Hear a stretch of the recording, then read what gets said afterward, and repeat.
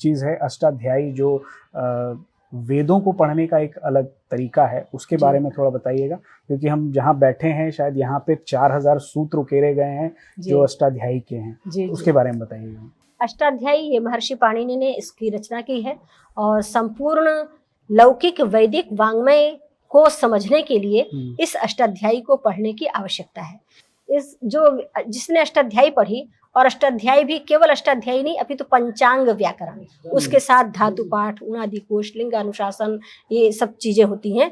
तो इनके साथ जो अध्ययन करता है वो प्रत्येक शब्द की व्युत्पत्ति कर सकता है, यानी प्रत्येक शब्द का गूढ़ अर्थ क्या है। केवल कहने से इसका ये अर्थ है रटना नहीं, अपितु इस शब्द का ये अर्थ क्यों है, ये क्यों वाला प्रश्न का जो उत्तर है वो जो व्याकरण पढ़ता है वो बता सकता है, समझ सकता है।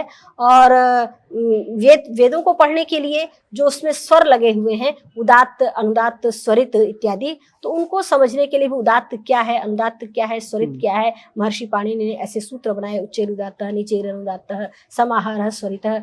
हमारा जो ये मैं कहना चाहूंगी कि व्याकरण में भी दो तरह के व्याकरण बना रखे हैं, नव्य व्याकरण, प्राचीन व्याकरण। तो जो नव्य व्याकरण सामान्य रूप से लोगों में पढ़ाया जाता है, उसमें उन्होंने वेद विषयक जितने भी सूत्र हैं उनको अलग एक तरफ कर दिया। अच्छा। तो वो जो व्याकरण पढ़ते हैं उसमें वेद विषयक तो सूत्र ही नहीं पढ़ते हैं। तो जो हम लोग पढ़ते हैं वो प्राचीन व्याकरण पढ़ते हैं, और उस प्राचीन व्याकरण में क्या है कि पूरी अष्टाध्यायी को यहाँ पर क्रमशः कंठस्थ कराया जाता है और पूरा व्याकरण पढ़ाया जाता है। और अन्यत्र नव्य व्याकरण में आपको अष्टाध्यायी कंठस्थ नहीं कराई जाती है, और उसके प्रकरण को अलग पढ़ाया जाता है। ये आत्मनेपद प्रकरण है, ये परस्मैपद पद प्रकरण है, ये कारक प्रकरण है, ये तिंग प्रकरण है, ये संधि प्रकरण है। तो उन प्रकरणों को पढ़ाया जाता है जो कि संपूर्ण अष्टाध्यायी नहीं पढ़ाते हैं और संपूर्ण व्याकरण नहीं पढ़ाते हैं। और जो व्याकरण पढ़ाते भी हैं वो केवल लौकिक संस्कृत के लिए उपयोगी है, वैदिक संस्कृत वेदों को समझने के लिए उससे पूरी सहायता नहीं मिलती है, सामान्य संस्कृत के लिए वो है।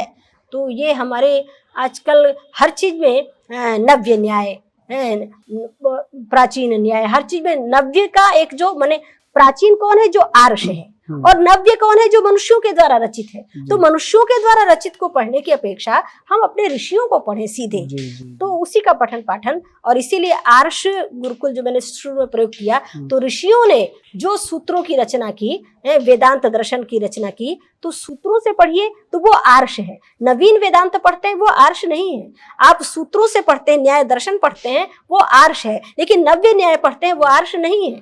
तो ये भेद है।